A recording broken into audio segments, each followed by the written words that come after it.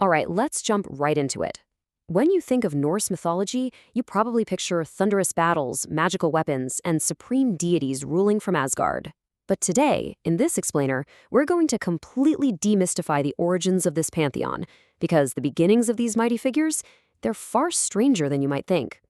We're going to dig into the earliest source materials we have, the Poetic and Prose Eddas, to uncover a massive, profound contradiction right at the very heart of Norse creation.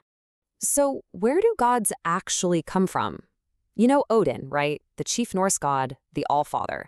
But his origin story is a bizarre, conflicted paradox that we're going to unravel today. In these ancient myths, gods don't just pop into existence out of thin air, and they definitely don't start out sitting comfortably on some golden throne. Their creation is intimately, physically tied to the harsh, unforgiving elements of the ancient Nordic world. So, where did that very first spark of the divine actually come from? According to Snorri Sturluson's 13th century Prose Edda, the primeval world was just this chaotic mix of ice and void. And how did life kick off? With a giant cosmic cow named Auðumbla. Yeah, you heard that right, a cow. She survived by licking these salty, frozen ice blocks. And as she licked, she literally began to uncover the first ancestor of the gods. I mean, just imagine the ancient Norse people using this incredibly raw, earthly imagery to explain the absolute dawn of existence. And this wasn't some instant, miraculous, poof, you're alive kind of creation. It was a gradual sawing out. The text actually tells us that on the first day of Auðumbla's licking, just a man's hair emerged from the ice. Then, on the second day, a head broke through. And finally, by the third day, the entire man stood free from his frozen prison.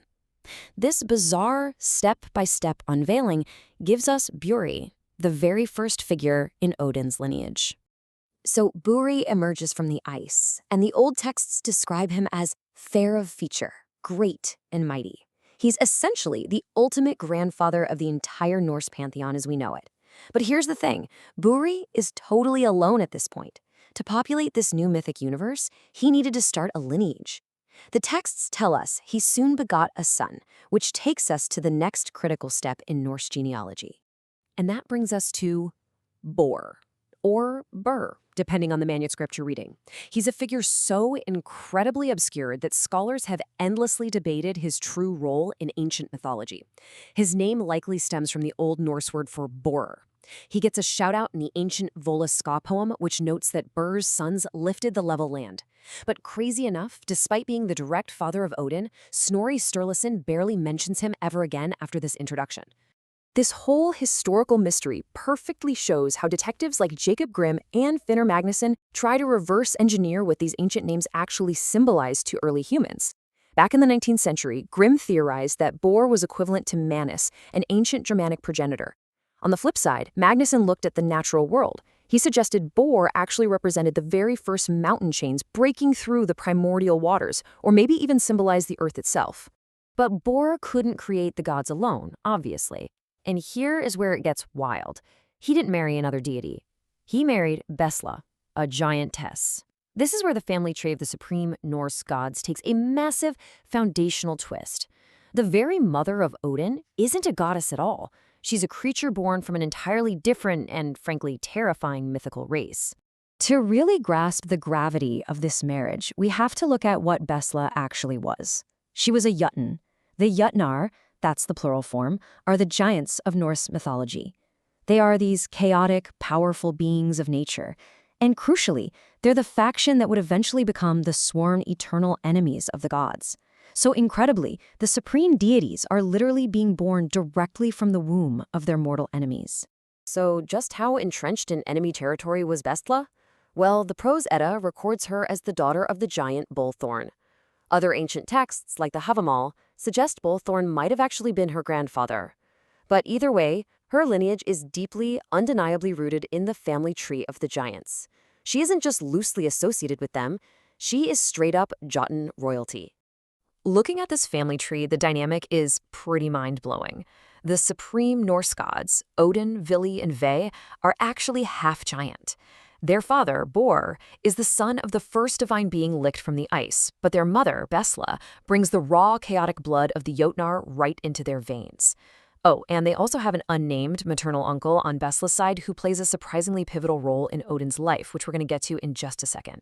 Now, Bestla's highly obscure name might actually hint at her original mythological purpose. Scholars are pretty divided on what Bestla actually translates to. It might come from ancient roots meaning simply wife or marriage, which obviously highlights her primary narrative role as the mother of the gods. But there's another fascinating translation that suggests her name means bark or bast, implying she might have originally been worshipped as an ancient yew goddess. Building on that botanical translation, scholar Walchert Hunke theorizes that Bestla actually represents the bark of the world tree itself, Yggdrasil. In the poetic texts, Odin talks about hanging from a tree to gain wisdom, saying, "Then I started to grow fruitful." Hunke argues this totally grounds the myth in raw nature, where the mother of the gods is literally the protective bark of the cosmic tree that holds the entire Norse universe together. And this botanical link expands into a really fascinating cosmological theory. To early humans, this marriage wasn't just a fun story. It was their way of explaining the literal creation of the physical world. Finnur Magnusson proposed that if Borr represents the rocky earth, and Bestla, born of giants, represents the freezing ocean and ice, their union is literally the collision of terrestrial elements. In this view, Odin isn't just some guy setting up in the sky. He was born from earth and ice as the great soul of the earth. Now, despite the intense future animosity between the gods and giants, the gods heavily relied on their giant relatives in the beginning. Odin himself recounts in the Poetic Edda, specifically the Havamal, that he learned 9 powerful magic songs from Bestla's unnamed brother. He even got a drink of the precious magical mead from him. This proves that the Allfather's immense magical prowess was actually inherited straight from his giant uncle. And this unnamed uncle isn't just some background character. Because of this massive transfer of wisdom and magic, a lot of scholars theorize that Bestla's brother is none other than Mimir. You probably recognize Mimir as the incredibly wise being whose severed head Odin famously carries around and consults for ultimate cosmic knowledge. But here is where things take a dark turn. This familial bond eventually builds into a massive, tragic, cosmological conflict. Odin, Vili and Vé needed materials to craft the universe, the earth, the sky, the oceans. And to get them, they turned on the giants. They slaughtered the primeval giant Ymir, using his flesh for the soil and his skull for the sky. But remember, through their mother Bestla, the gods are blood relatives of the giants they just destroyed. As scholar John Lindo acutely points out, the foundational act of Norse mythology is essentially a brutal intra-familial war. By killing Ymir and warring with the jötnar, Odin and his brothers are actively slaying their mother's kin. It is, in Lindo's exact words, the slaying or denial of a maternal relation.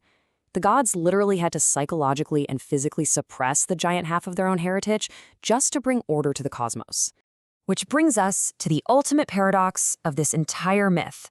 The pristine order of Asgard was built directly on the slaughtered bones of Odin's own maternal ancestors. You have gods who are half-giant, utilizing giant magic to completely destroy the giants. So I'll leave you with this to ponder. What does it really mean when the creators of a universe must violently deny their own roots just to build something new? Thanks for exploring this explainer with me, and I'll catch you next time.